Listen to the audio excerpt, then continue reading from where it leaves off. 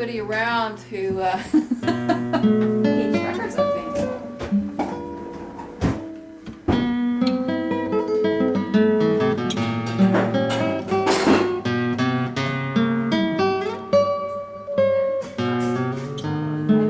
In our hallway, it doesn't get quite enough sun, but.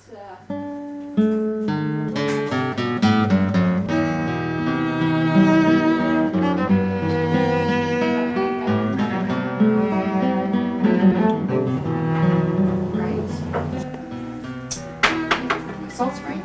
And there's another one, Larry's, which I really like, which is that one. Oh yeah, it's that like a Nicole. Chino Yeah, kind of yeah, place, yeah. And then she does what's her name? Susan. Aren't they nice? I'm trying to think of her name. Have you got any of yeah.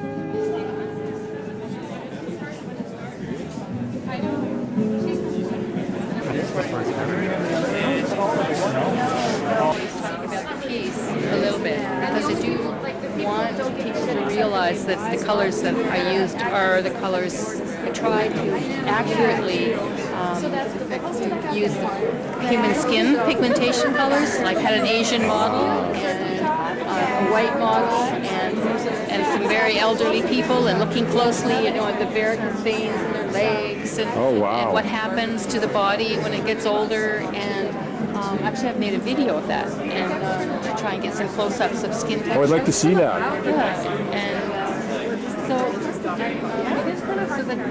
when I was in Africa is what really got me started on this piece, and just seeing the keloids and some of the scars in the body, and I'm quite fascinated by aging African skin. So that's just a sort of starting place. I've been working with earth surfaces for a long time. This is the first time that I've really kind of made the connection, and I don't know what took me so long to realize that earth colors, the colors of the earth, are the same colors of human skin. You know, so that was something an idea that I want to develop. Thank you. It does come apart. They're three pieces, but they're quite separate. And they actually need they look quite different when they're on their own and installed differently, but because of space here, I put them as close together. What do you think of the light the way it is tonight?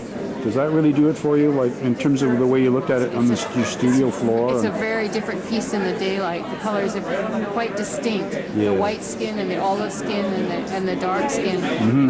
You know, they're very, very contrasted, and the color, of course, gets kind of bleached out, so it looks a little more blended, homogeneous. But then that's who we are, eh? We're all one skin, one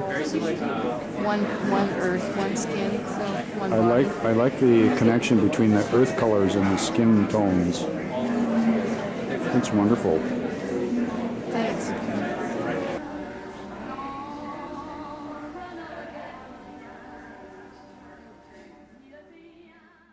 I just took them out. Those frames. That's the one thing. I don't have enough frames, so I'm moving them around all the time. But I used to try to get that effect on my plates. That sort of watercolor, sort of feather into the top and bottom look. Oh yeah. I never quite succeeded, but that's what I was going for. Here's a dog. Yeah.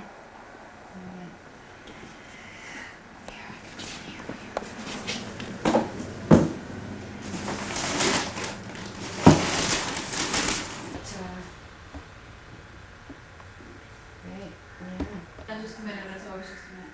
I should get some, that'd be good. I need another minute. I need something to get some crackers or something here. Lots of it. And Going back in the great history this of. is the one I just took these out of the frames. This is a series of women. This is a really nice series. Ooh, Cindy. Cindy might like. Cindy, come and look at these. These are some of the things I like best that I've done. Oh, wow. Oh, yes. I like your drawing. Thanks.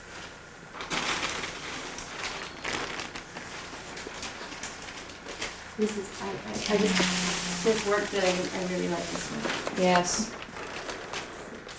So I'm not being too keen to sell it because I've enjoyed it myself actually. Gesture. Yes.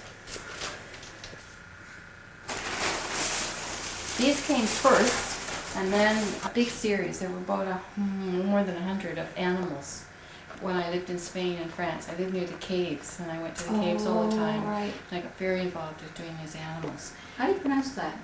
Lascaux, Okay. yeah, and Peshmerga and the other ones. So it was a big animal series. And then I discovered the women in the caves, and Oh, really? So then bodies, kind of reclining bodies. And so then I got into doing women and animals, and like they started. So it was like, and the patterns, Oh, wow. these Neolithic patterns, and that's what. Those are the patterns. These are all. Look at this. And it went in different directions, like here. So it's kind of a merging of animals and figures and kind of Oh, wow. dream. Oh, I love that one. That one looks like, This one? yes. Oh, this woman with the birds. Well, that looks like it could have almost been a drawing of, some of the sandstone formations on the beaches on Hornby, Oh wow. or taken from that. Like she's coming out of the rocks. So kind of like that. I really like that. There are figures with animals and the patterns, the chevrons. Yeah. And these really, really ancient patterns on them. And they then, as I say, they got darker and darker, like that, and then and more sort of dreamlike, like these were. And then this they become. This is an interesting series. You might like this here. And these are kind of, this is a Wow. triptych. They're kind of in a trance dance. Women transforming into animals. It kind of like embodied gestures. I wanted the gesture to be is really important. Amazing. Oh, man. Have you showed these? No. Pretty would know where to show them. Oh, they should be shown. Mm-hmm. You know, this isn't the sort of thing that most galleries are into. They're really not.